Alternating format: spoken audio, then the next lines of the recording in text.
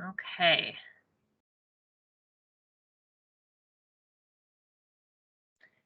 So I'm Shannon Fisher. I'm the Drinking Water State Revolving Fund Program Manager. And today I'm going to go through our Drinking Water SRF questionnaire and just talk about some of the changes that we made. Let me see here. So I'll go over the changes that we've made. I'll talk about why we are making these changes. I'll give you some pointers based on past questionnaires that we've gotten to hopefully maximize the points that you get on your questionnaires. And then I'm going to talk a little bit about EJ Screen as well. EJ Screen is a new tool that EPA has put together that provides some information on socioeconomic metrics and economic justice metrics that we'll be using to help inform our decisions about disadvantaged communities. So first I want to show you how to get to our website and how to get to the questionnaire. So our website is deq.nd.gov. And I should mention as well that I did put the slides down in the chat, so you should be able to access them if you would like them. And as we go, feel free to raise your hand or just chime in if you have questions, because I do want to try and make sure that this is interactive and you're getting your questions answered here as much as possible, since I know a lot of you are starting working on your questionnaires already. So this is the main page for the DEQ, and to get to the questionnaire, you have to go off to the left side. There's a list of DEQ resources, and you go to Forms and click on that. And then it'll take you to a page that has the forms kind of broken down by the different divisions in the department. And we're part of municipal facilities, so you'll click on that. And then this will take you to the page for each of the different programs within municipal facilities.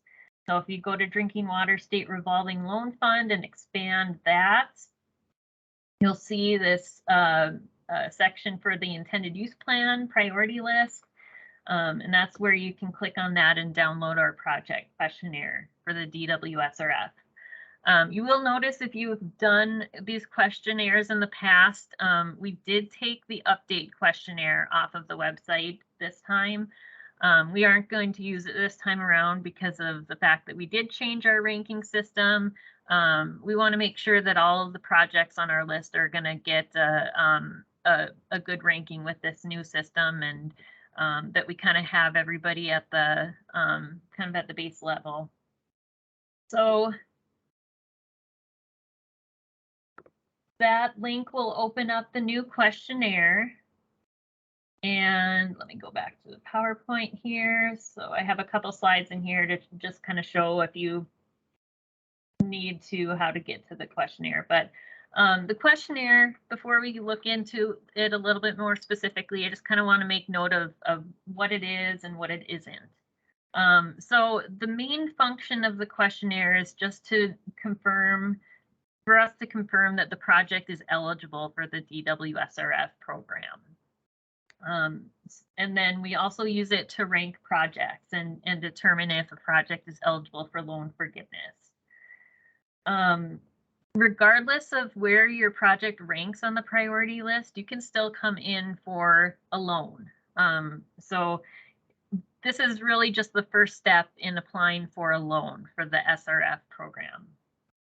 So you have to be on the priority list in order to be able to apply for a loan.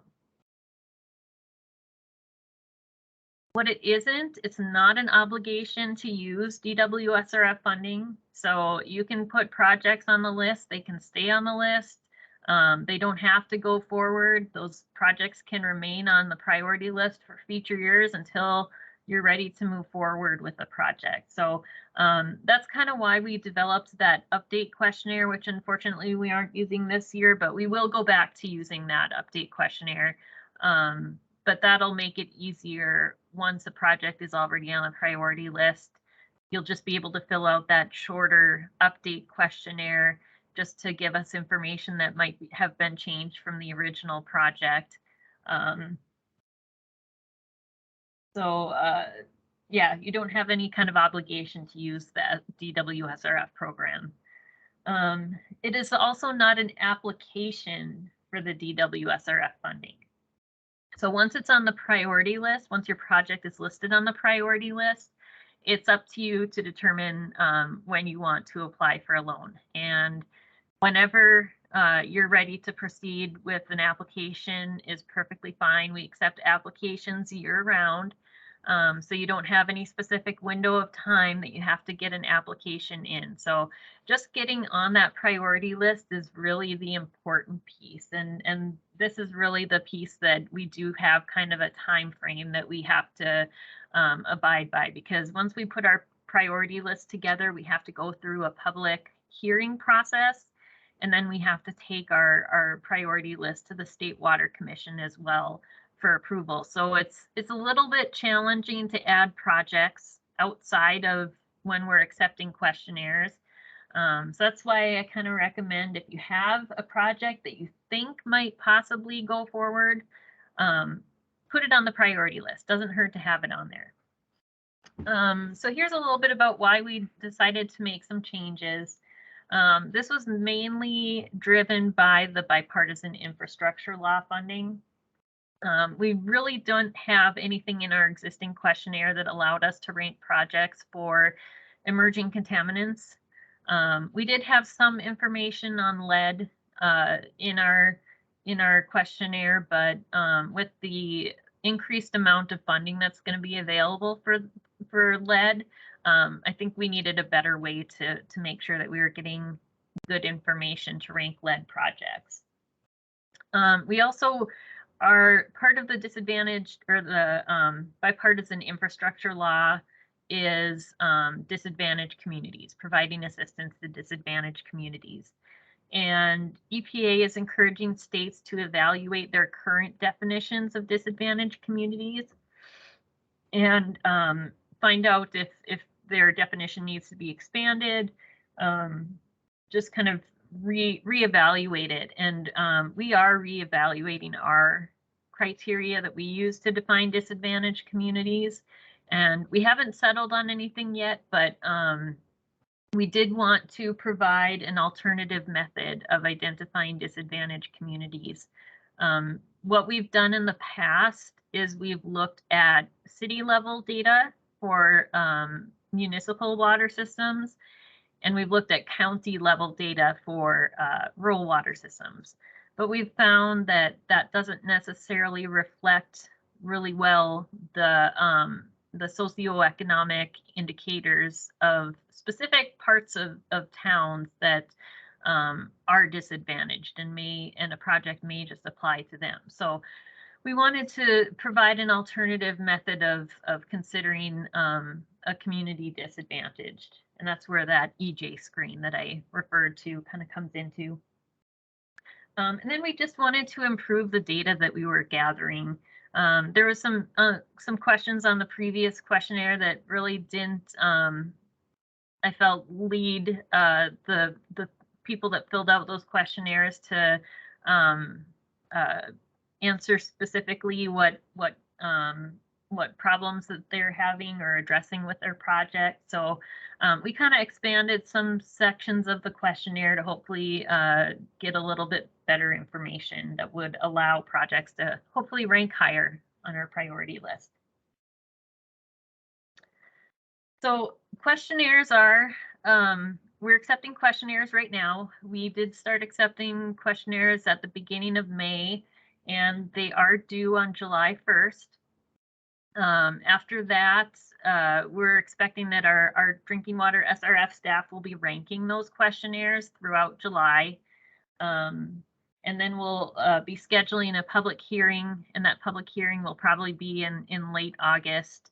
And just before that public hearing, we'll make a draft intended use plan available as well for everyone to review and comment on if you have any comments.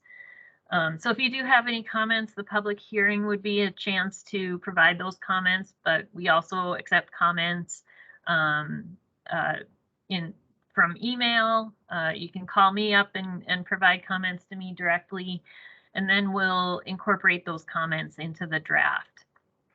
Our goal is to take the draft intended use plan to the State Water Commission meeting that's scheduled for October 30th. And then after that has been approved, we'll be able to submit our grant application to EPA.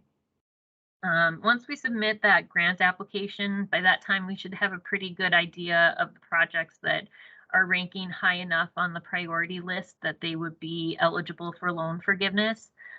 So I would anticipate that sometime in late October, beginning of November, we should be able to start contacting those projects and notify them that they can be expecting to receive loan forgiveness.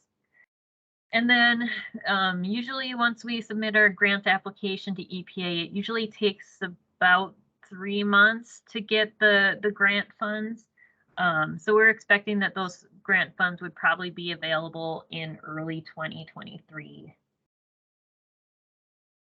Some general pointers before we get into the specifics of the questionnaire, but fill it out as specifically as you possibly can. We realize that you may not have complete information about the project, and that's fine. You can definitely still submit a questionnaire if you just have kind of a general idea of the project that you're looking at doing. Because as long as we can show that it's eligible for the program, we'll put it on the priority list. That it might not rank as high, but at least it would be on the priority list and you'd be able to come in for a loan. But especially if you think the project may rank high and be a potential loan forgiveness project, you really do want to spend some time on the questionnaire and try to fill it out as completely as possible. The more completely you can fill it out, the better chance you have of getting a good ranking out of it. And again, just as far as getting it on the priority list, we advise if you have any idea that a project might move forward, get it on the priority list. And if it doesn't proceed, we'll just keep it on the list for future years until you're ready to proceed. Really, the only thing that you're investing into filling out this questionnaire is the time that it takes to do so. You're not obligating yourself to move forward with a project at all.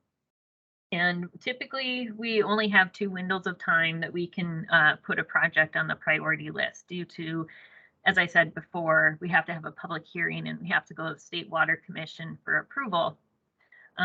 So this would be the one time frame this couple months, and then we will possibly be doing an amendment to the priority list in about 6 months.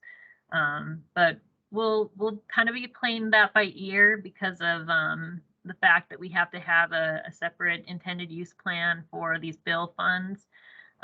We still have to work on our 2023 regular intended use plan as well, and I'm not sure exactly when that will happen, but that time frame will probably be pushed out a little bit as well. So we'll work with you and try to get you on the list, but just keep in mind that there are, you know, some limits to when we can add projects to the priority list. This is an important one. So we do have different pots of funding for the infrastructure law. And those different pots are just a supplemental SRF funding, which is any eligible SRF project. It just kind of gets paired along with our regular SRF program. And then we have funding for dealing with emerging contaminants and for dealing with lead. And you only have to fill out one questionnaire. And when we get that questionnaire in and we're reviewing it and ranking it, our staff will make note of which priority lists it has to go on. So if it's an emerging contaminants project, we'll put it on the emerging contaminants list. We'll also put it on the supplemental SRF list. We want to make sure to get it in as many places as possible so that we can have the maximum flexibility with being able to combine funds from those different pots of funding to be able to give projects the best funding package possible and take advantage of the loan forgiveness as much as they possibly can. Okay, so we'll look at different sections of the questionnaire. This is just on the first page, the project information. I did make a couple changes to this section. You'll notice that there are a couple added yes or no questions on there. One thing to note about the start dates for the project that's at the bottom. Those dates are used to determine whether a project will go on the fundable list. And the fundable list is the list of projects that are expected to go forward in the year of that priority list. The comprehensive list is just everything. It can be something that might be 1 year out or 5 years out or whatever the case may be. So the fundable list is what we use for loan forgiveness. So if a project ranks at the top of the priority list, but they're not going to go to construction until 2024, they would not be on the fundable list for that year. We would keep them on the list in future years, and then once they got to 2024 and are ready to proceed, then they would move on to the fundable list. So something to keep in mind when you're identifying the start dates of the project. But you do want to be reasonable for that. Don't just put down that it's going to be going to construction in 2022 if it really isn't. Because if you do get chosen for loan forgiveness, there will be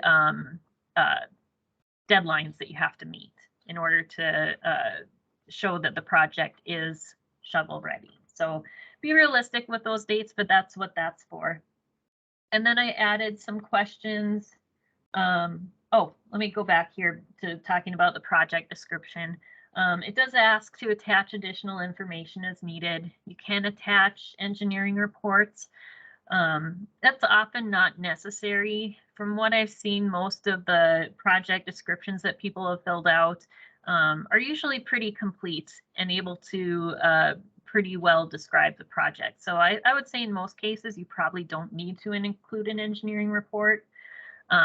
If you do feel like you have to have additional information attached, try to summarize it as much as possible, because our staff just doesn't have the time to read a complete engineering report in order to rank projects.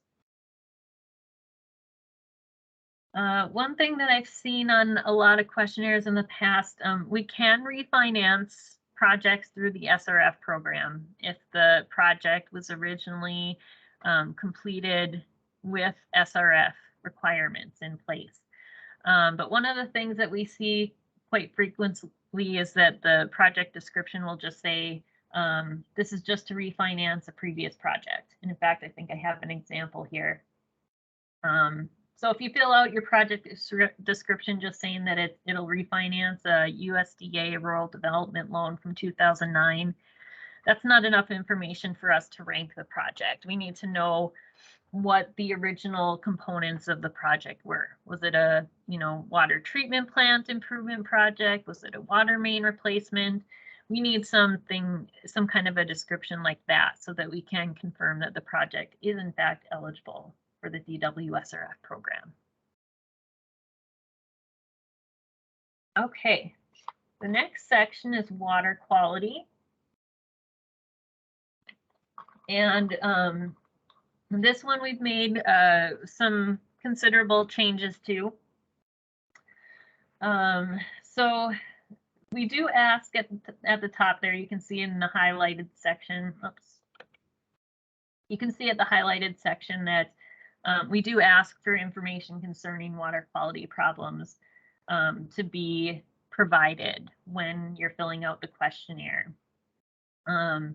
So if you do have, if your project is to address, say, a primary drinking water standard, we typically do have that information. We do have access to the drinking water programs data, and we can look up that a primary drinking water standard was violated or something like that. But if we're talking about things like secondary standards, emerging contaminants, we don't always have that information available. So if you do have projects that fit into those categories, it would be best to include that information along with the questionnaire. But it really is important that in order to get points in this category, the project does have to specifically solve the problem, or we won't be able to award points. Yeah, this questionnaire, or this version of the questionnaire, is expanded. I think the original questionnaire just kind of asked if there was um, water quality problems. It didn't really specifically ask. It didn't lead the person filling out the questionnaire to identify specifically what kind of water quality problems were encountered. So that's why we expanded this to talk about violations of drinking water, primary drinking water standards, health advisory limits, secondary drinking water standards, etc. Okay. Let's see, Jeff has a question. Have the emerging contaminants been tested for in the past by all or a portion of the municipal water systems in North Dakota? So I would say that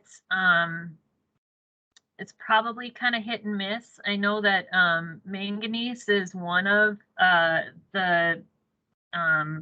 is considered an emerging contaminant, and we do have quite a few systems in the state that have tested for manganese and probably do have some manganese data.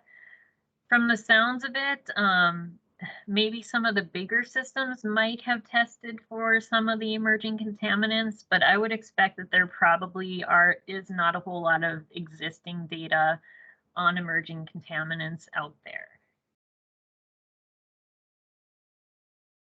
And that does kind of make things a little bit trickier.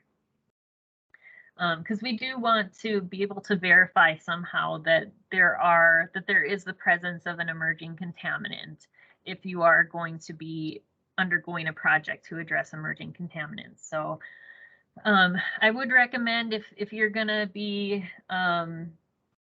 identifying some contaminant as an emerging contaminant, and on the previous page here there is a space to fill out. It's kind of covered up here, but there is a space to fill out which emerging contaminants you're going to be addressing. But you probably do want to go and do some testing to show that there is the presence of those emerging contaminants. Will the water quality category primarily apply to rural water systems if the source is a rural water system? Let me see. So Jeff, are you kind of thinking about it would apply for systems that have their own source or treatment.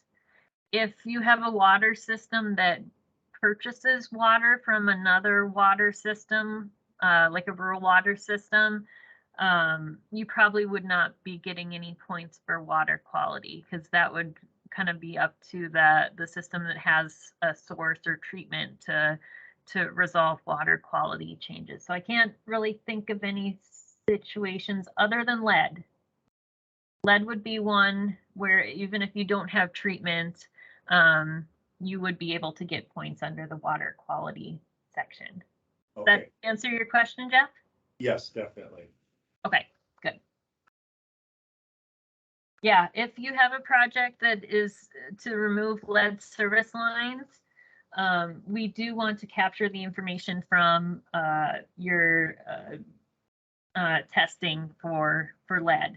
So we'll most likely have some kind of a tiered point system for that, where, you know, if you have a lead action level exceedance, you would get more points. Maybe if you're, you know, close to an action level exceedance but still under it, you'd get a, you know, slightly less points, things like that. So something to keep in mind with projects for removing lead service lines. And we'll catch that too. Our staff will be, when they're ranking these projects, will be we'll know to look at that information when we have lead service line replacement projects. But it would help us out if you fill out that part too. Okay, the water quantity section. This one we did change up a little bit as well.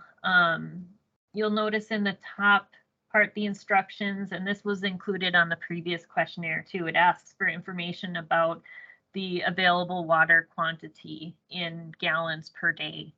And we didn't really see anyone providing that information. So we added a couple questions that will hopefully give us enough information to be able to determine if a project should get points in those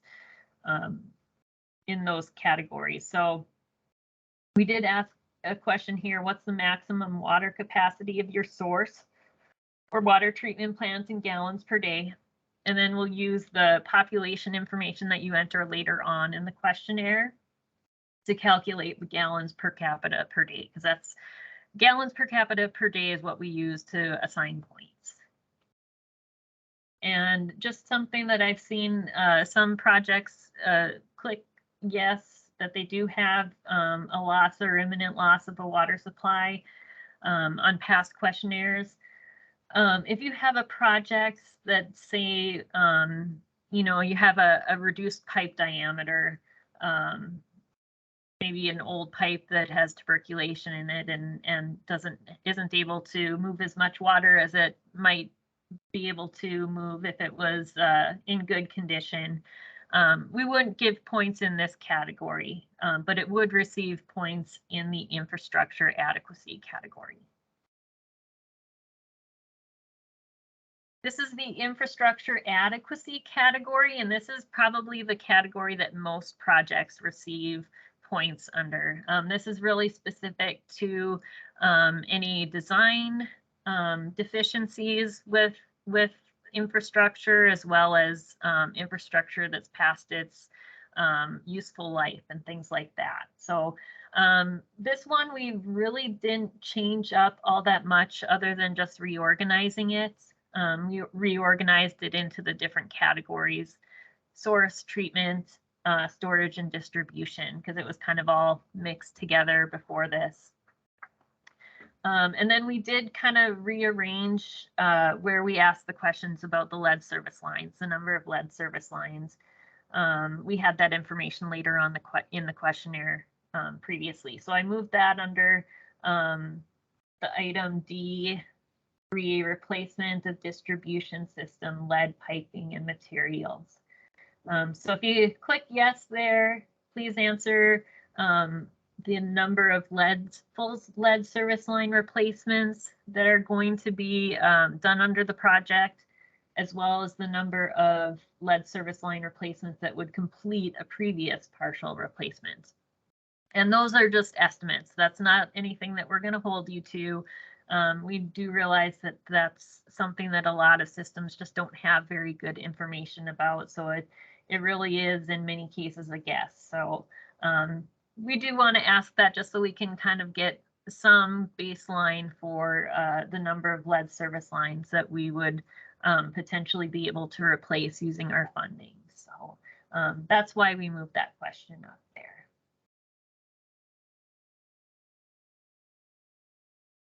So we had previously had a category of our questionnaire dedicated to operator safety. And rather than just have that one question in there, we decided to create a miscellaneous category for questions. So we did roll the operator safety question into that miscellaneous category.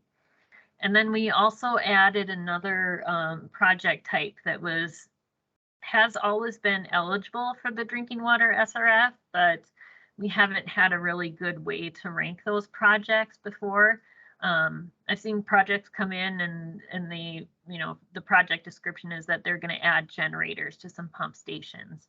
And that's perfectly acceptable, but it doesn't really fit in too terribly well with any of the infrastructure adequacy items here. So we did add a separate question about infrastructure security. So anything that would be any projects related to security measures for infrastructure, whether that be vandalism, cybersecurity vulnerabilities, power interruptions, purposeful contamination, or extreme weather events. Anything related to that, we wanted to be able to capture with that question. Okay, and then affordability. This is the area that we touched up a little bit, and we added some additional information here about EJ Screen.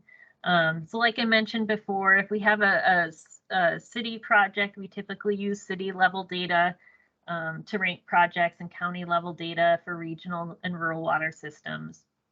But if you have a smaller census area that you would like to have considered as a disadvantaged community, we are asking that you use EJ Screen to create a report of that project area and attach it to the questionnaire. And I'll show you how to do that in just a minute here. And then, as I kind of alluded to a little bit, we do have to kind of split out the different project purposes. So emerging contaminants, lead service line inventories, we're asking for the total project costs related to those items.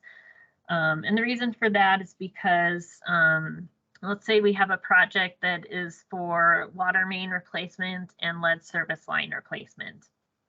We have to be able to break that out, both of those parts out. Because the water main replacement, we can't pay for that with the lead service line replacement funds. So we'd have to use our regular drinking water SRF or our supplemental drinking water SRF funding for that piece. And then we would just have the lead service line piece under the lead funding. So that's why we're asking for that to be broken out. So we're looking for just the estimated cost of your project overall, and that can include everything. You know, if you're doing a sanitary sewer and water main replacement project and it's all going to be combined into one project, you can list the total project costs for that on the first line, and then we'll dig into it a little bit deeper, and then we want to know just the drinking water SRF portion of the project, and then the emerging contaminants and lead service line. And those are the costs, the DWSRF eligible, the emerging contaminants, and the lead service line inventories. Those are the numbers that we will use on the priority list and that we'll use for considering loan forgiveness. Okay, so EJ Screen. Going to exit out of here. I do have slides for this, but I kind of want to just walk through the website a little bit instead.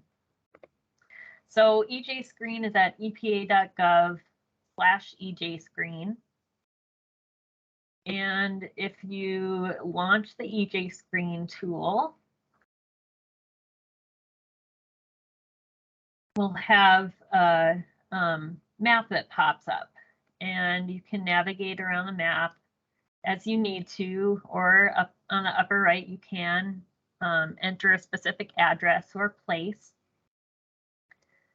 We'll use Bismarck for this example, so I'm going to come in a little bit closer on Bismarck. And then on the upper left, there are a number of different items that you can click into. You can look at the different environmental justice indexes that are captured here, as well as some of the socioeconomic indicators. I typically don't use this part too much. It just kind of, it'll color code the map and show you the percentile and things like that. And nothing wrong with that. But I think the thing that will be most helpful for us in preparing reports for this will be to go to this third icon at the top where it says reports. So then once you click on that, it gives you some different options. You can select different levels, census tract levels. You can select an entire city or county.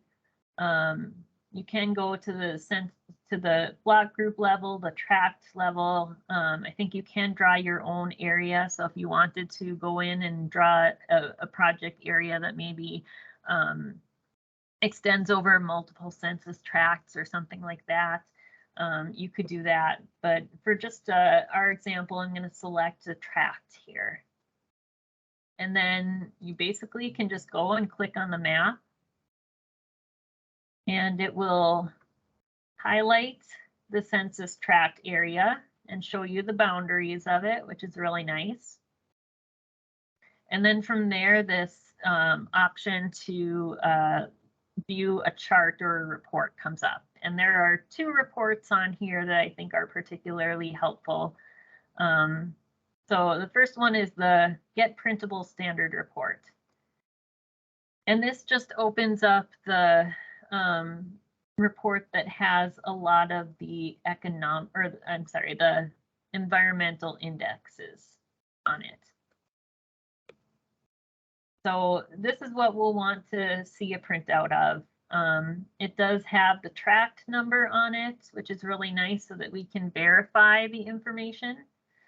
Also gives you the population and the square miles, the environmental justice indicators. It'll give you a printout of the area again. And then it does have some different variables here. And I'm anticipating that these socioeconomic indicators are the ones that we will most likely be using for our disadvantaged community criteria. So you should be able to just, once you go on into this report, should be able to just click to print it, and should be able to print it out and attach that along with the questionnaire. Okay, so let me see. Abby, do you have an updated scoring rubric for the priority ranking that we can reference? Will it have changed from the October 2019 version used in the 2022 IUP? We do not have it updated yet. We're still working on that. And I think that's our goal is to have that done by July 1st when we have the questionnaires coming in so that we can start ranking the projects. So it will be different than the one that's in our 2022 IUP, but we don't have it finalized yet. Okay. And then I'm going to close out of this. The other report that we would be asking that you would attach with your questionnaire if you want one of these census tract areas considered is that 2015 to 2019 ACS report. Back to that really quick. So I just clicked on Get 2015 to 2019 ACS report. And then it pulls up this report.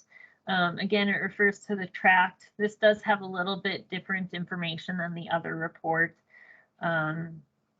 Kind of gives you, you know, some of the per capita income. This gives a breakdown of the population by race, sex, and age. Education attainment, English speaking abilities. So there are multiple different indicators that this report provides. That's a little bit different from the previous report that I showed.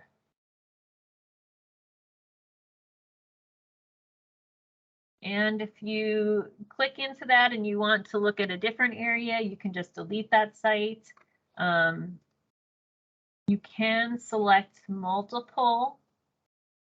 So if you go to this, it'll ask you what kind of geography type you want to look at. So if you want to look at tract. Oh, oops. And then we should be able to check this one. And this one, and if that's going to be your project area, then you should be able to submit it. And then it will combine those into one report. And I believe it does actually show on the report the different tracts. Yeah, so it lists both individual tracts. So that would be an option if you need to select multiple tracts. And then I think one feature that I really haven't dealt with too much is the drawing an area. but we should be able to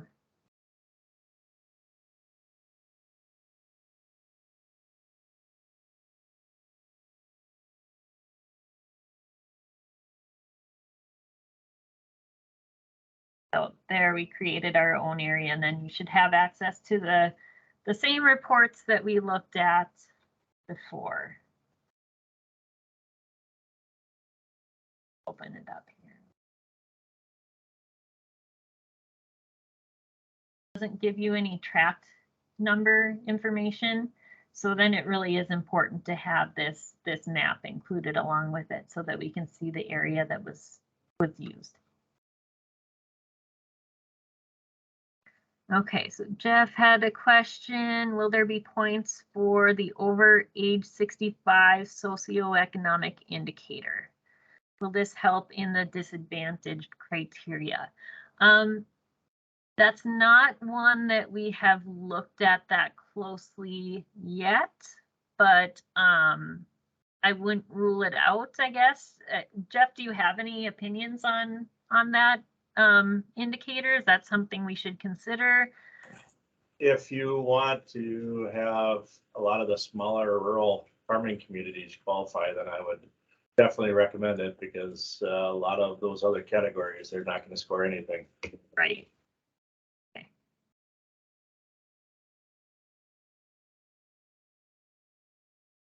Okay. Yeah, we have not decided yet which socioeconomic indicators we'll use. I would say for sure we'll probably use median household income, because that's very similar to what we've used in the past. But there's a number of different indicators that are out there, and we haven't settled on anything definitive yet. I guess before I move on from EJ Screen, are there any questions specifically related to EJ Screen?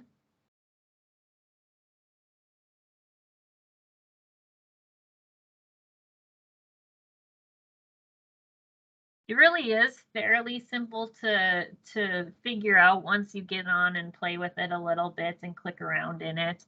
But if you do have any questions as you do start using it, and you want to reach out to me, that would be fine too. I can definitely help with that.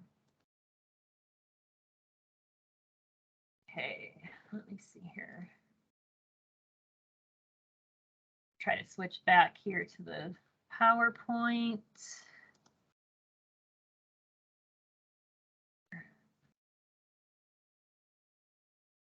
For those of you that are following on the slides, there are some slides specific to I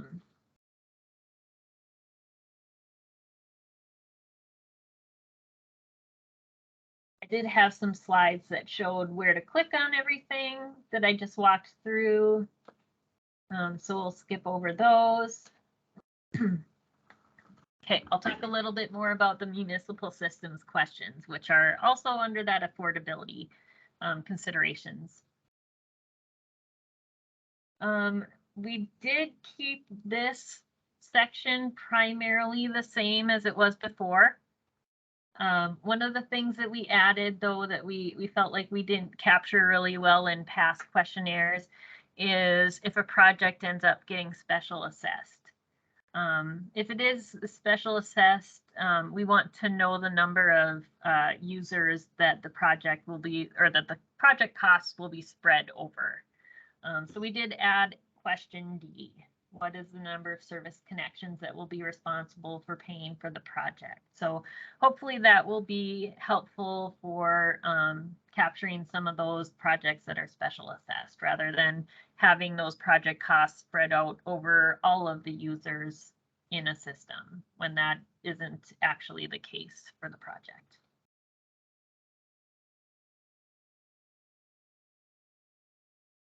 The rural and regional systems section, this has always been kind of an attachment. And the attachment that we had on the previous questionnaire was a lot of text, and I have a feeling many people probably haven't read it too in detail, and it's kind of not the most user-friendly. So what we did was we created just kind of a spreadsheet. And this is a fillable form, but this is kind of asking specifically for the information that we use when we're ranking projects. So this is just for regional and rural water systems. We really want to get information about the population served, the service connections, and the average annual charge for water service. And with those kinds of systems, we want to have the county level data. And then if there are any bulk users as well, those can be listed separately. And we're going to want the pre-project and post-project information. So, I mean, this is very similar to what the municipal systems are collecting as far as information. It just kind of breaks it down at county level and bulk user level. So we have space for 4 counties and 4 bulk users. So if you do need additional information, I would just include a second sheet. Okay, so I think we're getting close to the end here. So just a note about submitting questionnaires. We do have an email address set up for submitting questionnaires, and that email address is ndsrf@nd.gov.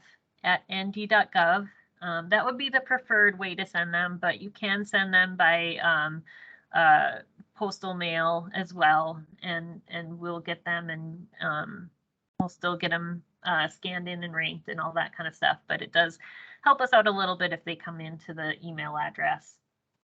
And then if it is possible to submit before the due date, that would be helpful to our DWSRF staff to help us with workload so that we can hopefully start ranking questionnaires before July 1st, if at all possible, rather than getting a big slug of questionnaires in right on July 1st. So if that is at all possible, please submit those earlier. And with that, I guess if there are any other questions that I can answer, anyone have any specific questions about projects that you're working on, or any other specific questions?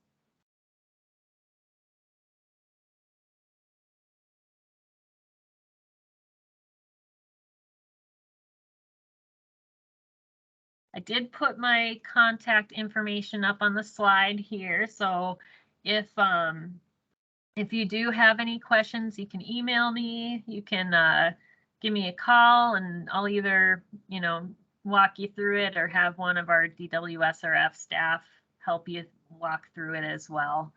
But yeah, our hope is that we'll be able to get better information about our projects so that we can kind of maximize the rankings.